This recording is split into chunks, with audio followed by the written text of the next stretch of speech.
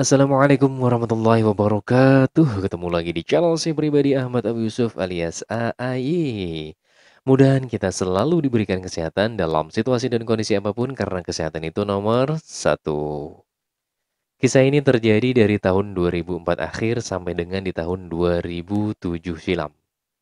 Tepatnya memang di kota Martapura, Kalimantan Selatan. Dan tentunya kisah ini adalah kisah nyata yang saya alami sendiri. Jadi bukan mengarang atau ngambil cerita dari orang lain. Harapannya yang tentunya adalah yang paling utama bisa menjadikan sebuah pelajaran bagi saya pribadi atau diambil manfaatnya walaupun sedikit buat saya pribadi dan teruntuk pula anak cucu saya ke depannya. Tapi ketika Anda menonton maupun mendengarkan video ini juga mendapatkan manfaat walaupun sedikit, saya mengucapkan terima kasih dan alhamdulillah. Singkat cerita, di tahun 2004 akhir itu saya lulus dari salah satu sekolah SLTP sederajat.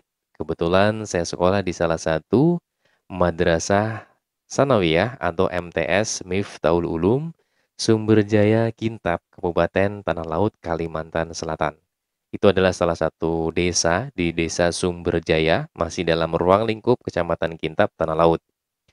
Nah, kemudian di akhir tahun itu adalah di mana saya mulai lulus dan mendapatkan info-info untuk masuk di sekolah mana itu melalui mading ya.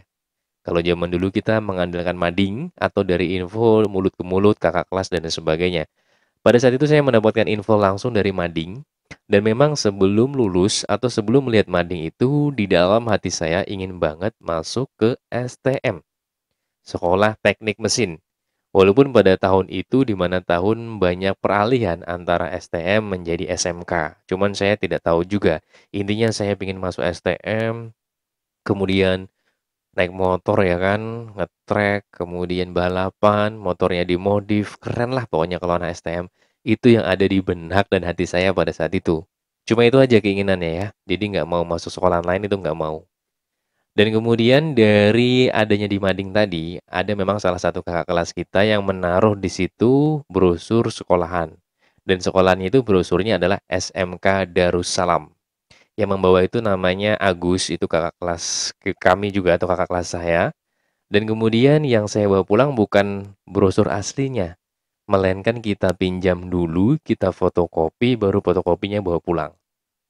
Kemudian sampailah di rumah, saya jelaskan kepada orang tua saya, seperti ini brosurnya, saya ingin masuk sekolah STM. Dan memang orang tua saya itu tidak setuju. Ini secara garis besarnya. Karena orang tua saya menginginkan saya masuk atau mengenyam pendidikan itu di pondok pesantren setelah lulus dari MTS tadi. Beliau ingin banget saya istilahnya masuk di pesantren lah, kurang lebih seperti itu. Namun saya termasuk anak yang boleh dikatakan anak bandel ya. Dari keluarga itu saya paling bandel, paling nakal juga, jadi saya tetap tidak mau. Saya bersikukuh maunya masuk STM.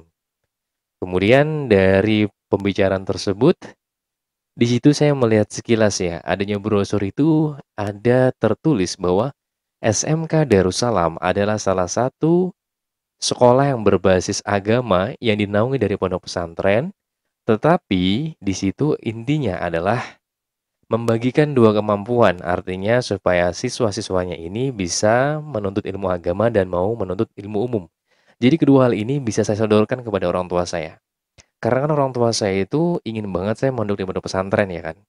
Jadi ya alih-alih lah ya kan, untuk sedikit membuat mereka tenang, kedua orang tua saya, ada kalimat itulah yang saya sodorkan kepada beliau.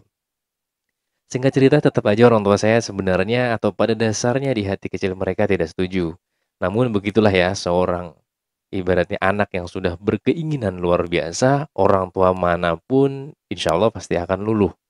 Jadi dari keinginan anak yang bandel ini, kedua orang tua saya akhirnya ya udahlah, kamu ke sana tapi jalan sendiri. Pada saat itu orang tua saya sebenarnya menyuruh juga kakak ipar saya. Walau bagaimanapun ya omongannya kan jalan sendiri tetap aja menyuruh kakak ipar saya menemani saya ke Martapura. Posisinya sebenarnya sudah lulus, cuman pada saat itu kita belum perpisahan. Jadi singkat cerita, saya dengan kakak ipar saya ke Martapura naik taksi. Kalau di Kalimantan itu menyebutnya taksi. Mungkin kalau di Jakarta menyebutnya angkot ya. Kalau di Kalimantan taksi. Nah, perjalanan demi perjalanan, kemudian melewati tuh Selamat Datang Martapura, masuk situ aja rasanya sudah happy banget tuh. Dan kemudian melewati jembatan dan ada yang kayak gini ya, itu adalah logo Intan. Kemudian sampailah melewati lampu merah Skumpul, melewati lagi Polres dan melewati lagi sampai di depan Kodim ya. Seingat saya kita berhenti di situ lalu menyeberang jalan. Di sepanjang jalan ini kita jalan kaki tuh dari nyebrang Kodim, melewati Stay Darussalam dan akhirnya mentok di Simpang 3. Nah, di situ pada dasarnya di hati saya tetap intinya adalah pengen masuk STM. Tidak peduli mau STM mana, itu yang ada di benak dan hati saya pada saat itu. Sebenarnya itu. Jadi yang penting masuk STM boleh itu sudah bahagia banget dan happy banget. Nah, ketika di Simpang 3 itu kakak ipar saya bilang, brosur yang kamu dapat itu, ini sekolahnya di sini nih. Dalam satu regol atau pagar ya, cuman orang Martapura menyebutnya regol, dan itu di Jalan Tanjung Rema. Nah, kalau sebelah kanan itu kan memang tahfizul Quran miliknya Guru Wildan, dan di tengah itu ada SMP ya, SMK ya, SMK Pertanian, cuman memang sudah tidak beroperasi, sudah tutup sekolahnya. Dan kemudian ada jalan sempit, itu masuk ke belakangnya MTS Model, baru Bengkel Les Darussalam, barulah SMK Darussalam. Kemudian setelah ditunjuk kakak ipar saya, lalu kami ke situ, bertemu dengan security dulu, atau satpam ya pada saat itu. Cuman saya lupa, mohon maaf siapa nama beliau, saya lupa ya. Padahal dulu beliau dekat dengan asrama juga loh, saya benar-benar lupa ini. Dan kebetulan beliau sudah lebih dulu meninggalkan kita semua. Al-Fatihah buat beliau, mudahan semua amal jariahnya bisa menjadikan bekal di akhirat kelak. Amin ya rabbal alamin. Nah, kemudian dari situ kita dibolehkan masuk tuh. Ada gerbang. Nah, sebelum masuk gerbang, saya lihat sebelah kiri itu ada salah satu sepeda motor Suzuki. Itu ya akhirnya milik kakak kelas juga dan itu kebetulan adalah temannya Agus tadi. Kakak kelas saya tadi. Motornya itu Suzuki Shogun 110 yang ramping itu. Modifnya sebenarnya biasa aja sih, nggak modif terlalu wah banget. Simple tapi kalau dilihat itu enak gitu. Dan kemudian saya lihat gedungnya itu tingkat. Itu sudah saya bilang ke kakak ipar saya, "Kak, saya mau sekolah sini sudah." Ntar dulu lah, liatin dulu kita minta brosur-brosur dulu, kumpul-kumpulin dari beberapa sekolah, nanti kamu pilih. Enggak, aku maunya sini aja sudah. Itu di hati saya itu ya. Saya melihat yang pertama, itu bukan hal lain. Yang pertama saya lihat adalah gedung tingkat. Karena dari dulu saya pingin banget tuh sekolah, tingkat gedungnya. Mulai dari SD, mulai dari MTS tuh pingin banget. Nggak keturutan-keturutan sekolah di tingkat gitu ya. Namanya juga orang desa, orang katrok ya kan. Kemudian dari yang kedua, saya melihat gara-gara sepeda motor Shogun 110, sudahlah saya mau sekolah sini aja gitu. Jadi, langsung kita masuk. Kalau tidak salah, kami bertemu dengan Pak Mustafani. Dulu Pak Mustafani belum gemuk banget sih. Ketemu beliau, dikasih brosur asli, kemudian dikasih nomor handphone ya. Kemudian ya hanya segitu aja. Kemudian langsung kita pamit. Nah dari situ sudah saya bilang, Kak saya pokoknya mau sekolah sini aja lah, nggak mau lain, sudah ini aja, sudah yakin gitu. Ya udah kalau emang gitu, jadi nggak cari sekolah lain kan artinya. Tapi kita nggak langsung pulang, kita menyempatkan diri naik becak, tapi becak asli ya, bukan becak motor saat ini. Itu arahnya ke Pasar Martapura. Nah, di sana ada simpang 4, ada pohon besar itu. Sampai sekarang masih ada juga. Ada orang jual es dawet. Wah, enak banget pokoknya.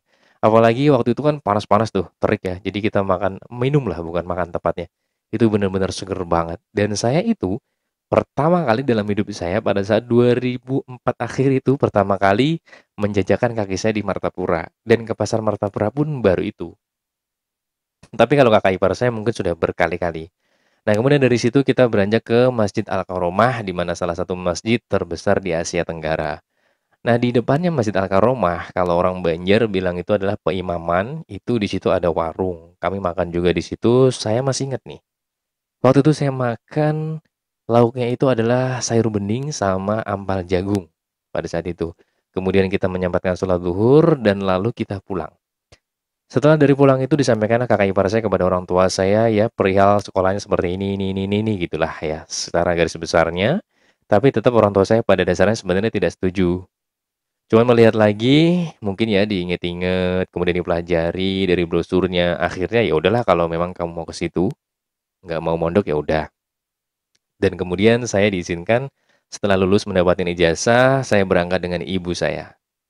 Bersama ibu saya mendaftar di sana, bertemu lagi, seingat saya dengan Pak Mustafani lagi. Pak Mustafa ini sekarang udah gemuk sih ya, nggak kayak dulu lah ya, dan sekarang sudah punya istri. Kalau pada saat itu masih bujangan tuh. Dan belum jadi PNS. Kalau sekarang alhamdulillah Pak Mustafa ini sudah jadi PNS dan mudah-mudahan Bapak Mustafa ini selalu sehat walafiat ya Pak ya. Dan semua amal jariahnya buat kita semuanya menjadi pahala yang berlipat ganda sampai dengan di yaumil kiamah nanti ya. Dan kemudian singkat cerita ya, ketemu Mustafa ini dijelaskan bla bla bla, akhirnya saya daftar. Nah, di pendaftaran itu Pak Mustafa ini seingat saya mengenalkan dengan Guru Hamid langsung tuh. Guru Hamid, mungkin yang teman-teman kenal itu kan Pak Hamid. Nah, di situ langsung dijelaskan bahwa beliau adalah pimpinan asrama. Jadi yang ngurus asrama itu adalah Guru Hamid atau Pak Hamid. Nah, di situ ada nilai plus ketika mau masuk di asrama. Mulai dari ngajinya itu kan kalau di sekolahan tetap ada tuh pelajaran dan kurikulum agamanya plus umumnya, namun kalau di asrama ada tambahan-tambahannya. Dan ibu saya terlihat lebih sumringah, lebih lebih happy lah dibandingkan yang belum tahu detail masalahnya ternyata ada agamanya gitu kan. Agamanya dikira cuma di kurikulum di sekolahan, tapi ketika di asrama ini ada nilai plus. Ibu saya seneng tuh. Ya sudah, akhirnya saya juga pilih asrama. Sebenarnya di situ pun saya memilih asrama bukan karena agama tadi bukan. Saya memilih itu karena kalau saya ngekos mikir lagi masaknya, kemudian ya istilahnya tempat tidurnya, harus beli ini, beli itu dan sebagainya agak ribet gitu kan.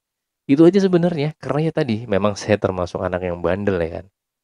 Jadi tidak menyadari hal-hal yang diperhitungkan terakhir kali misalkan Guru Hamid ngomong itu, nanti belajar ini, belajar itu, saya sebenarnya nggak ada masuk di otak saya. Yang penting saya kalau di asrama enak tinggal makan gitu aja pikirannya ya.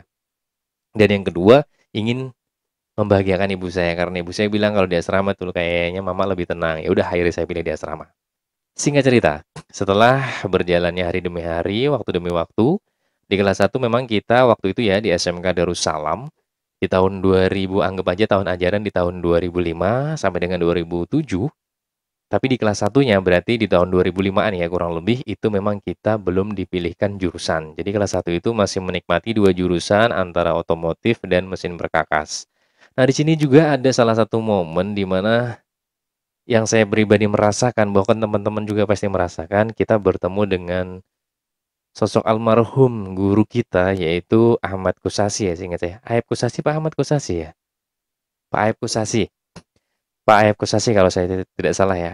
Pak Aib Kusasi, beliau adalah salah satu guru yang mengajarkan waktu itu di bidang perkakas ya, mesin perkakas, dan beliau ini, saya pribadi merasakan bahwa yang istilahnya dari keikhlasan beliau mengajar, ini benar-benar bisa melekat ya, kalau kita dibelajarin ini atau dibelajari apapun itu cepet banget nangkepnya. Memang ya, waktu cepat berlalu artinya kita memang tidak lama bertemu dengan beliau, karena tidak lama kita mungkin belajar, saya belajar di SMK Darussalam itu, beliau lebih dulu meninggalkan kita semuanya. Dan pastinya kita harus mengirimkan Fatihah buat beliau, selalu juga amal ibadah dan amal jariahnya sebelum ataupun sesudah kenal dengan saya, pastinya beliau banyak banget sumbangsi di sekolahan. Itu semuanya bisa menjadikan bekal di akhirat kelak ya. Amin ya rabbal alamin.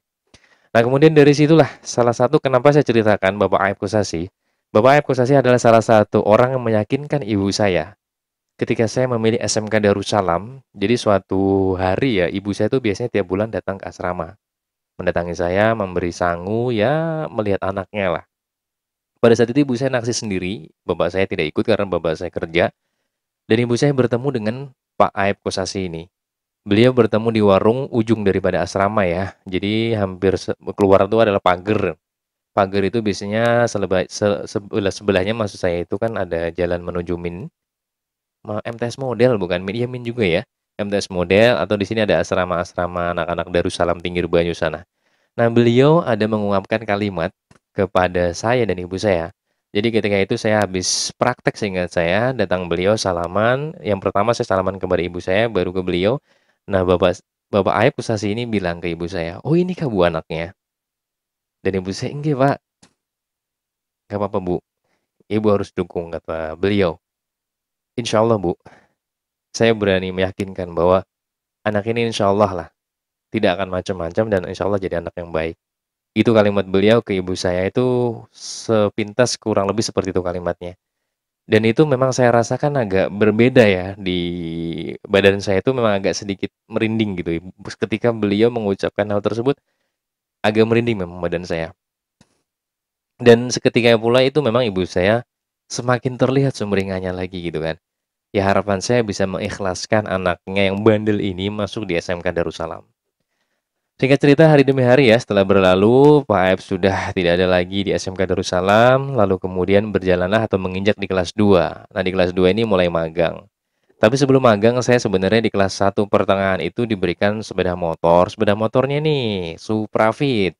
Tapi tidak hanya Suprafit, mungkin teman-teman masih ingat ya kalau anak-anak SMK Darussalam di tahun ya alumni 2005-2007-an itu ya. Jadi Suprafitnya saya tutup listnya, saya kasih nama Bintang di Surga. Ya pada saat itu memang lagi ngetrennya dan viral-viralnya lah kalau bahasa sekarang itu Peter Pan ya. Cuman kalau saya jujur bukan masalah lagunya sebenarnya. Karena sebenarnya kalau lagu itu di tahun itu saya kurang suka. Kurang suka itu bukan masalah lagu Peter Pan. Semua lagu memang saya dari kecil itu didesain untuk tidak menyukai lagu gitu. Itu dari pribadi saya ya. Tapi di tahun itu sebenarnya suka standar, setara standar. Tapi yang membuat saya unik adalah kalimat bintang di surganya ini loh. Kalimat ini yang membuat saya pribadi unik. Makanya saya tuangkan dalam sepeda motor strippingnya atau listnya bintang di surga. Kemudian sampai di kelas 2 itulah mulai titik di mana kenakalan saya justru semakin menjadi sebenarnya. Kalau mungkin ada teman-teman yang ingat, yang melihat ya, di kelas 2 itu mulai titik di mana saya lebih nakal. Dan nakalnya mungkin memang tidak terlihat, memang nakalnya itu saya sembunyikan. Jadi seakan-akan tidak nakal gitu. Di kelas 2 itu mulailah saya meminta motor kepada orang tua saya. Pak, Mak, kalau sepeda motor saya ini nggak dijual, nggak diganti dengan yang baru, ini mau saya gorok, mau saya bikin balapan gitu. Jadi memang di kelas 2 itu mulai jiwa kenakalan dan jiwa balap saya itu mulai hadir. Jadi kalau balapan di jalan itu saya sering kalah kalau apalagi kalau pakai Suprafit ya kan. Aduh, ngos-ngosan banget pasti kalah. Nah, kemudian dari situ saya mintalah motor baru. Dan jawaban orang tua saya ya sesayangnya anak ya kan kepada anak sudah pastilah walaupun tidak sesuai di hati mereka, jangan jangan dimodif. Jadi macem-macemin motornya, ya udah nanti dibeliin motor sama bapakmu. Akhirnya saya dibelikanlah sepeda motor. Itu pada saat seingat saya sebelum kita magang. Seingat saya ya. Jadi itu saya disuruh pulang. Memang ketika itu biasanya hari Sabtu tuh saya terkadang pulang, tapi setiap sebulan sekali sambil ngambil uang ketika bapak saya gajian juga. Jadi pada saat itu saya disuruh ke salah satu kota di Sungai Danau, di situ ada dealer Yamaha. Jadi saya disuruh ke sana. Tapi mulai dibilang Yamaha itu aduh dalam hati nggak sreg banget, jengkel banget, marah banget. Dan ini patut tidak dicontoh, tidak bersyukur intinya. Ya tadi, karena memang bandel ya kan. Jadi saya pengennya apa? Satria F di tahun 2006 kayak punya Dian tuh. Mana Dian? Dian. Dian tuh ya. Saya pengen banget kayak punya Dian yang warna biru hitam tuh. Saya pengen banget Satria F pokoknya lah. Nggak mau saya motor lain. Dan dibelikannya adalah Jupiter MX. Warnanya sama sih, biru hitam juga. Cuman saya nggak mau. Itu masih tidak ada bersyukur dan tidak terima kasih kepada orang tua. Masih ngomel aja saya. Bahkan motor sudah sampai rumah pun itu masih saya lihatin, saya pandangin di mana letak kerannya, nggak ada, Mak. Mana, Mak? Kerannya nggak ada. Saya bilang gitu sama orang tua saya. Dan ini patut tidak dicontoh sama sekali. Tidak ada rasa syukur sama sekali. Kalau tidak salah setelah saya beli 1 hari atau 2 hari ya, Hairul Anam datang tuh. Hairul Anam sore-sore atau enggak hari itu juga ya. Saya lupa antara 1 atau 2 hari Hairul Anam sore-sore datang ketika kalau tidak salah itu habis asyar. Hairul Anam bilang karena saya bilang apa dulu motornya kayak gini-gini saya gitu kan. Ya curhatlah sama temen. Hairul bilang kamu nih nggak bersyukur mending kamu dibeliin aku aja nggak dibeliin motor sama orang tua aku.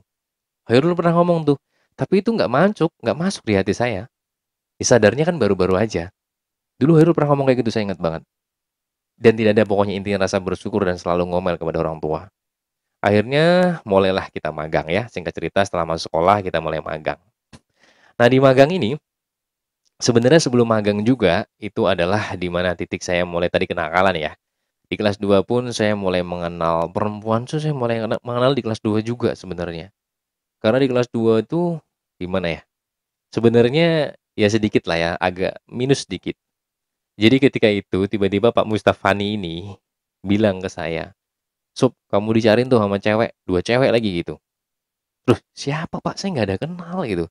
Ada tuh 2 cewek tuh nyariin kamu katanya. Ini waktu jam pelajaran ya. Jadi kemudian saya turun lah, di mana Pak? Di kantor. Saya datang ke kantor, ternyata memang ada perempuan 2, cewek perempuan 2 dari Semama, SMA 1 Martapura ya. Semama ya, dari Semama dia datang. Ya udah, saya salaman, saya nggak ada kenal sama sekali nih.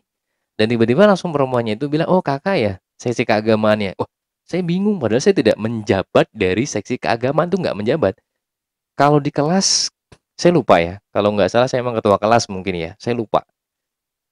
Kalau tidak salah sih ya, ketua kelas. Cuman kalau untuk yang organisasi atau apa saya tidak menjabat pada saat itu.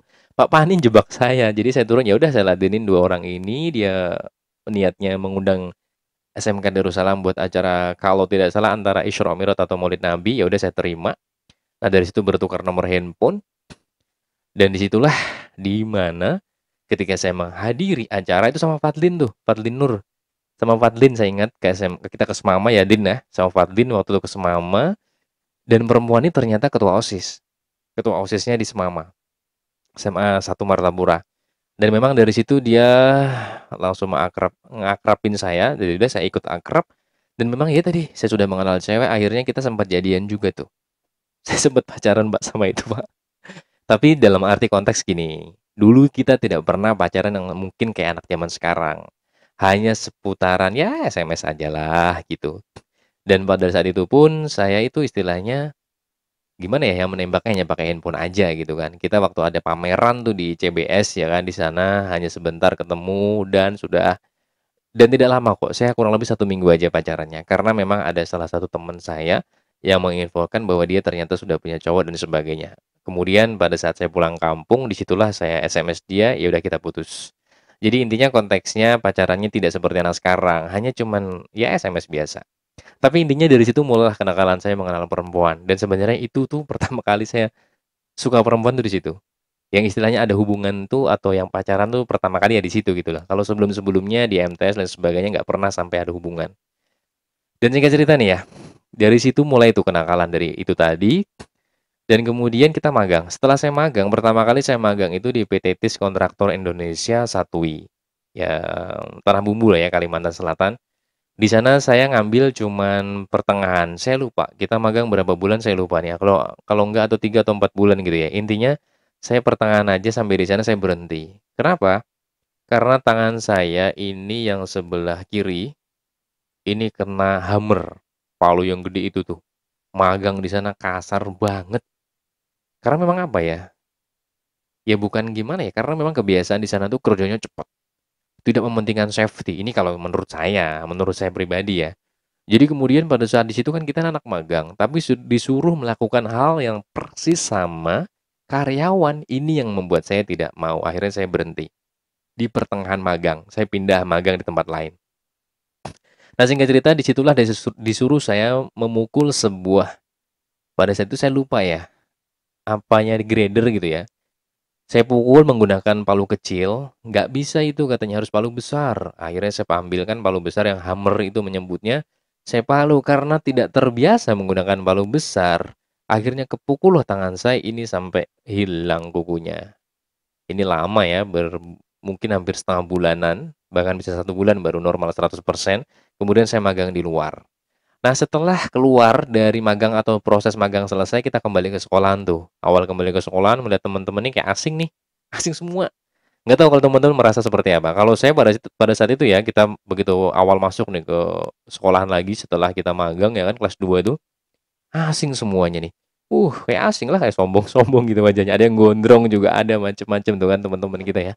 Jadi merasa asing banget gitu, kok beda suasananya tuh kayak gimana gitu kalau kalau saya pribadi. Kemudian dari kelas 2 itu saya mulai titik nakal lagi ya kan. Bahkan saya di kelas 2 sempet lah keluar dari asrama. Saya keluar dari asrama kelas 2 itu. Karena kenakalan. Pengennya tadi. Jadi kalau pengen balap-balapan, pengen kayak gitu ya, pengen bebas lah ya. Akhirnya saya dibelikan Jupiter MX itu, saya keluar, saya pindah di daerah Sekumpul. Alhamdulillahnya itu berpindahnya tidak yang jauh-jauh banget dari kota yang istilahnya kotanya para guru, para ulama. Jadi saya masih justru ke Sekumpul, dekat malah dengan Kubah Sekumpul di situ.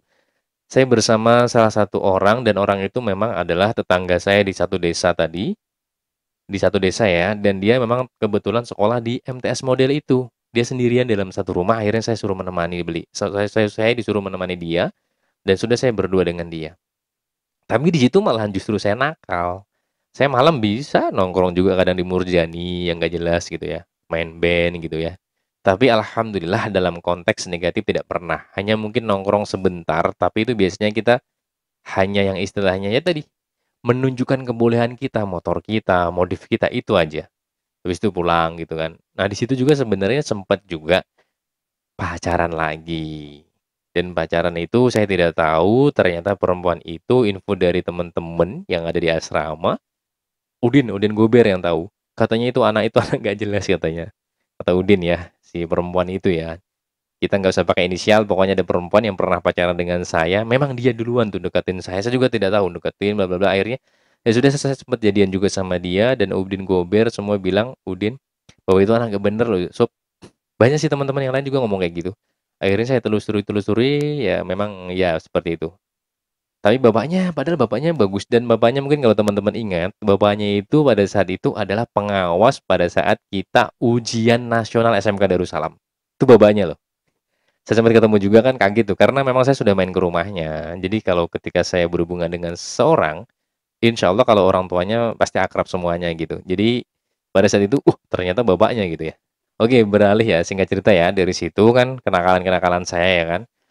Akhirnya di kelas I2 itu juga masih posisinya itu banyaklah yang membuat saya titik di mana disitulah terjebaknya di SMK Darussalam, atau terjebaknya di Darussalam ini membuat saya ada beberapa ujian. Yang pertama, mungkin teman-teman pada nggak tahu, jadi pada saat saya menginjak kita mau naik kelas 3, setelah selesai magang ya intinya, jadi saya mengalami kecelakaan sebenarnya. Kecelakaan yang boleh dikatakan kalau bagi saya pribadi agak fatal, karena memang kaki saya di lutut sebelah kanan ini, sempat 2 bulan sebenarnya sakit banget dan jalannya pincang. Cuman saya tahan aja di sini. Mungkin satu 2 teman-teman yang ada yang tahu, nggak semuanya tahu gitu ya. Saya kecelakaan itu pakai motor Jupiter MX saya juga. Jadi MX itu ketika ya jiwa-jiwa muda nggak keruan, selalu menantang orang balapan dan sebagainya, akhirnya kejadian lah. Suatu ketika kalau saya tidak salah kita mau naik kelas 3, jadi ibu saya nyuruh saya ngambil duit di Sungai Danau dari ATM, kemudian buat sangu saya ke Martapura. Kemudian di perjalanan pulang itu dari ngambil duit, saya ditantangi salah satu sepeda motor Satria F juga yang mirip kayak punya Dian tuh. Tapi dia berdua, saya sendirian. Kemudian saya balap, saya lawan dia, saya menang tuh.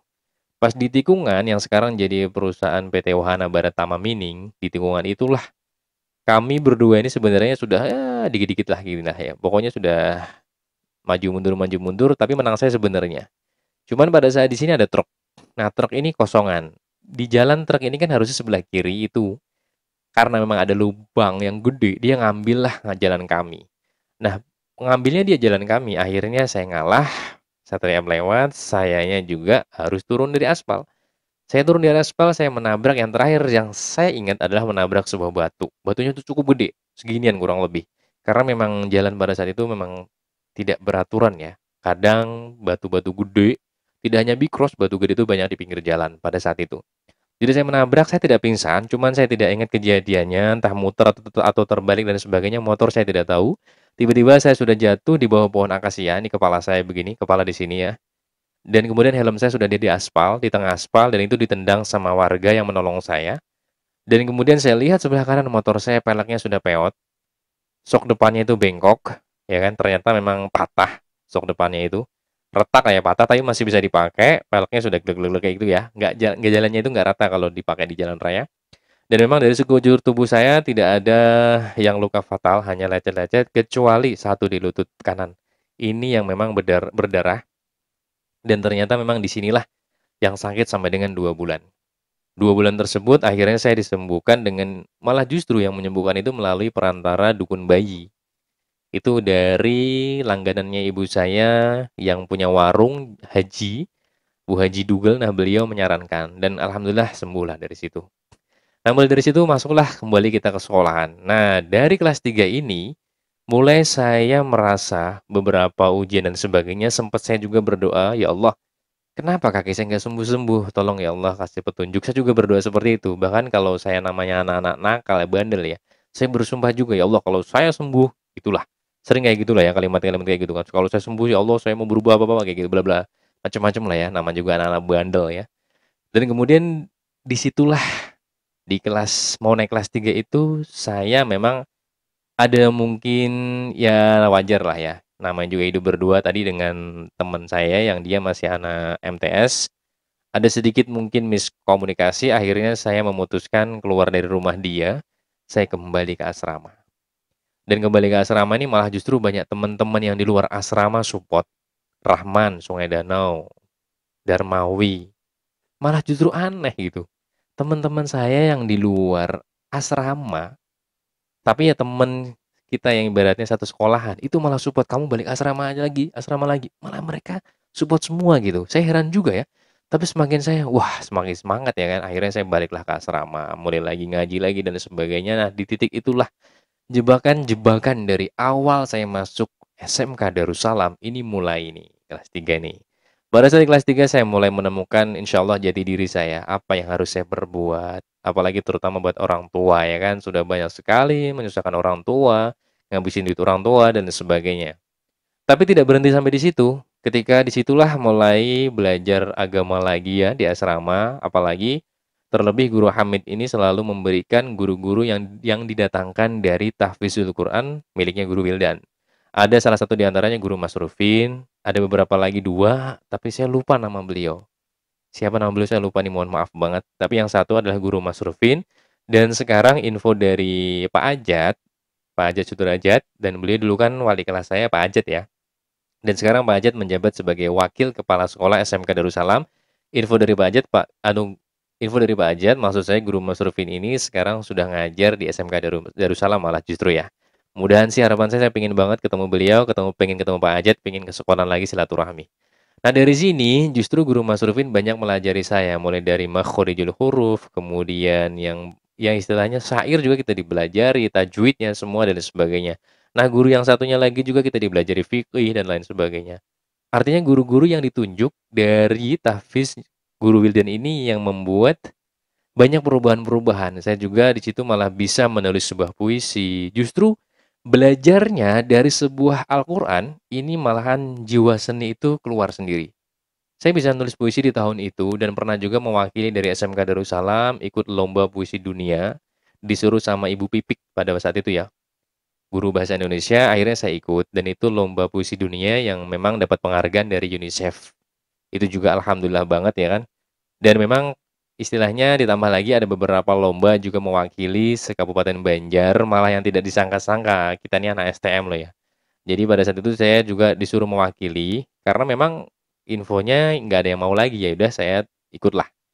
Dengan istilahnya izin dari Guru Hamid dan beliau, ya udah Sub, maju aja Sub, gitu. Akhirnya saya ikut, membuat sebuah bahan atau materi, disepakati Guru Hamid dan satu lagi kalau nggak salah Guru Saifuddin ya, seingat saya. Nah, beliau memberikan kesepakatan setelah saya bikin naskahnya, beliau memberikan hadis dan lain sebagainya, mensupport sudah. Itu kita serahkan ke panitia dan saya juga tampil ikut lomba dai Kabupaten Banjar mewakili ya. Istilahnya jauh banget loh kita anak STM dan saingan-saingan kita ini sekolahan-sekolahan bahkan ada pesantren juga ya kan. Tapi alhamdulillah dapat juara 3 itu yang tidak disangka-sangka. Semua berawal memang dari sebuah asrama SMK Darussalam itu mendidik saya di kelas 3 ya. Kalau kelas 1, kelas 2 mungkin saya aduh jauh banget, jauh banget. Artinya tidak mendapatkan apa-apa yang harusnya saya bisa dapatkan gitu kan. Tapi dengan kenakalan saya semua ilmu itu aduh buyar lah ya. Cuma alhamdulillahnya di kelas 3 itulah jebakan-jebakan semua yang saya terjebak di SMK Darussalam ini, yang awalnya saya ingin banget nakal ya kan, pengen anak STM, motor, ngetrek, kemudian modif dan sebagainya. Alhamdulillah ini menjebak ke arah baik.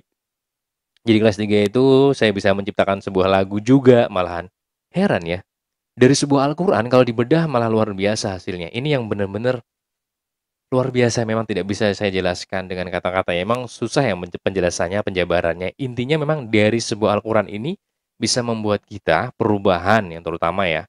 Hal apapun juga bisa menjadikan kemudahan. Malah justru bisa menjadikan sebuah profesi di kemudian hari. Banyak hal lah intinya. Nah, di kelas 3 itu sebenarnya tidak berhenti juga sih. Saya terkadang, nggak terkadang ya, sering banget masih keluar, loncat pagar, ya kan. Kemudian kebiasaannya main band. Saya tidak pernah ngapa-ngapain sih, hanya paling main band, habis duit dibuat main band dan lain sebagainya. Bahkan nih ya, kalau teman-teman tahu, di kelas 3 saya pernah menjaminkan handphone saya kepada Pak Mustafa nih, untuk mengikuti ujian nasional, karena saya tidak mampu buat bayar SPP. Sebenarnya, bukan tidak mampunya sih, duitnya saya pakai. Buat apa? Ada memang buat bayar hutang juga ya kan. Karena pada saat itu memang saya pernah nih dengan yang istilahnya itu sebenarnya dimulai dari kelas 2 sih. Saya ingin banget ya dengan keegoan dan sebagainya. Padahal handphone itu sudah saya mampu beli dengan mengumpulkan uang saku, tapi ada tawaran sebuah handphone yang lebih mahal, akhirnya saya beli. Ya, itulah salah satu kenakalan juga. Dan memang saya tidak pernah ngomong orang tua, apapun yang sudah saya lakukan ya saya harus tanggung jawab sendiri. Makanya pada saat di kelas 3 itu saya tidak mampu. Akhirnya alhamdulillahnya ya, di kelas 3 itu saya dibantu, dan itu dibantu oleh saat ini menjadi bapak angkat saya. Saya ingin ceritakan dalam video ini ya. Jadi beliau adalah bapaknya Bagas. Bapaknya Bagas, teman-teman masih ingat, Bagas yang paling kecil dulu sekolahan kita yang sekarang jadi panjang banget, paling tinggi. Bahkan saya aja kalah tingginya. Nah, beliaulah sampai sekarang menjadi orang tua angkat saya. Beliau menolong pada saat itu untuk membayarkan di SMK Darussalam dan ambil handphonenya di tempat Pak Mustafa nih. Dan masalah duit itu beliau tidak mau dibayar. Dan sampai dengan saat ini alhamdulillah banget beliau menjadi seperti halnya saya ibaratnya dianggapnya anaknya, beliau sebagai orang tua. Bagas aja sekarang kalau manggil saya, teman-teman kalau tahu, Bagas itu nggak pernah manggil nama saya lagi, Yusuf nggak pernah. Dia benar-benar menghargai saya sebagai kakaknya. Dia manggil saya Mas. Ini yang mungkin teman-teman nggak tahu semuanya gitu ya. Orang tuanya sama saya, aduh, bukan orang lain, saya dianggapnya anak sendiri. Saya anak paling tertua di antara Bagas itu kan, ada adiknya lagi juga yang lain sebagainya ya. Saya benar-benar dianggap dan alhamdulillah banget banyak hikmah yang saya rasakan di kelas 3 itu. Nah, akhirnya sampai lulus di kelas 3 ini, sampai saya bisa ke Jakarta dan lain sebagainya, sampai saya masuk ke salah satu perusahaan besar ya, bisa dikatakan. Perusahaan itu PT Pama Persada Nusantara, semua memang jerih buah dari para guru-guru, terutama di SMK Darussalam, yang walau bagaimanapun juga, walaupun kita adalah sebuah istilahnya STM, atau yang sekolah mesin, karena kita masih di bawah naungan yaitu Yayasan Darussalam. Setidaknya, sedikit banyaknya, pasti apapun yang pernah diajarkan dalam konteks entah itu umum atau agama, ketika kita emang hormat dengan patuh terhadap guru-guru kita, insya Allah akan membawa sebuah manfaat yang besar sih. Itu yang saya rasakan. Dan bahkan ketika kita lulus ya kan, ketika kita lulus dan sebagainya, untuk saat ini nih, yang saya rasakan ya, ketika saya bertemu dengan orang, di jalan di mana-mana, "Kamu lulusan mana?" STM gitu kan. STM mana? Kita menyebut kalimat akhir, SMK Darussalam, ya sudah, tamatlah riwayat kita. Artinya apa? Ketika kita berkumpul dalam suatu zona di mana zona itu adalah orang-orang yang mengerti agama, ya sudah, tampillah kita. Suruh apa? Misalkan ya kan, kita di suatu langgar atau di masjid, ketemu dengan kaum dan sebagainya, atau orang-orang yang zona mereka adalah zona-zona yang ngerti agama, yang religius, adzan kamu. Begitu. Jadi kita harus bagaimana? Artinya dengan yang modal yang kita miliki, apapun bekal yang pernah diajarkan dari guru-guru kita di Darussalam, terutama SMK Darussalam, ya itulah menjadi modal kita menghadapi hal tersebut. Ada lagi di tempat ya, tempat tertentu, misalkan dalam acara ada selamatan. Sudah, sob, pimpin doa. Hah, mau gimana kita? Nah, hal tersebut lah, mau nggak mau kita harus bisa. Jadi konteks Darussalam ini, sebenarnya kalau dalam garis besar ya bukan beban juga sih, bukan. Kalau dulu iya, saya menganggapnya beban. Aduh, beban banget ya. Karena kita taunya kan notabene kita ini mesin, tapi orang-orang di luaran sana taunya ya Darussalam itu ya yayasan Pondok Pesantren Darussalam begitu. Walaupun memang kita kan masih dalam satu yayasan. Nah, konten-konten seperti ini membuat saya bingung. Lalu beberapa guru menyarankan kepada saya, termasuk Guru Hamid, ini saya bocorkan dalam video ini, beliau menyarankan kepada saya bahwa ziarah ke makam Kiai Haji Abdul Syukur. Dulu sering anak beliau almarhum Doni itu sering banget ke asrama kita di SMK Darussalam ya. Almarhum Doni itu sering gitu ya ke SMK Darussalam, kadang di jalanan dan sebagainya sering ketemu dengan kita. Nah, itulah salah satu saran dari guru-guru besar kita, dan ada beberapa guru juga di sekumpul juga ada menyarankan kepada saya juga. Saya sebutkan aja ya. Dan ini memang saya juga baru ketemu beliau belum lama juga sebenarnya. baru sekitar 2-3 tahun yang lalu, yaitu Guru Abdullah Basya. Jadi beliau juga menyarankan seperti itu, sama persis. Jadi semua guru-guru yang istilahnya saya kenal selalu menyarankan saya untuk ziarah kepada guru-guru yang telah mendahului kamu, terutama Kiai Haji Abdul Syukur, yang istilahnya pimpinan pada saat kita masih mengenyam pendidikan di SMK Darussalam. Dan terutama lagi harus datang ke tempat Kiai Haji Kashful Anwar, makom beliau, karena beliaulah yang istilahnya salah satu juga pimpinan Pondok Pesantren Darussalam. Intinya adalah guru-guru besar Darussalam itu secara mungkin yang mungkin tidak saya bisa ceritakan, saya juga tidak paham benar ya, karena saya juga bukan ahli agama. Itu masih ada kontak dengan kita. Dan akhirnya kita harus ziarahlah ke makam-makam beliau, berterima kasih, mohon maaf, dan lain sebagainya. Intinya tujuannya untuk mendapatkan keberkahan ketika kita pernah belajar, atau sedikitnya kita pernah nyantri juga. Walau bagaimanapun juga kita intinya tetap santri juga kok. Ini kalau menurut saya pribadi ya. Walaupun kita hari-hari ini belajar mesin, tapi tidak lepas juga kita akan tetap belajar fikih, aqidatul awam, tauhid, kan masih belajar di sekolahan. Nah, jadi kita tetap boleh dikatakan santri. Jadi tetap kita harus konteksnya itu mendatangi beliau, bersyukur, berterima kasih, itulah. Dan alhamdulillahnya itu yang saya rasakan. Dari kejebakan-jebakan tersebut, mau tidak mau sekarang kita hidup di dalam masyarakat, ketemu dengan orang-orang yang taunya kita adalah Darussalam, ya udah. Doa haul, ya udah gimana? Imam jadi imam ya, ya udahlah. Tapi dari semua guru menjelaskan itu adalah tugas akhir. Selama masih ada orang-orang yang kompeten, yang istilahnya ada guru-guru atau istilahnya sohibul wilayah, kita tidak boleh maju. Tapi ketika kita sudah ditunjuk atau sudah tidak ada lagi orang yang kompeten, ya udah kita harus maju, harus siap. Nah itulah sekarang. Jadi kita ini istilahnya barisan akhir, senjata akhir ya kan. Ketika sudah tidak ada, ya udah kita harus siap maju. Itulah salah satu mungkin kisah nyata yang pernah saya alami ya di tahun antara dari 2004 sampai dengan di 2007 silam. Ya semuanya ini adalah kisah nyata yang benar-benar saya tuangkan dari hati saya, dari pemikiran saya, yang pernah saya alami ya kan. Mungkin teman-teman atau yang ingat dan sebagainya bisalah nambah-nambah komentar boleh.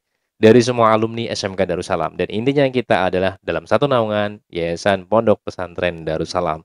Dan selalu kita berdoa ya buat guru-guru kita, baik yang sudah mendahului kita atau yang masih standby mengajar maupun yang sudah tidak mengajar di SMK Darussalam atau guru-guru semua pun, guru sampai di Darussalam Pinggir Banyu, semuanya kita doakan semoga semua amal jariah itu bisa menjadikan bekal beliau di akhir kelak dan kita bisa berkumpul dengan istilahnya Rasulullah SAW.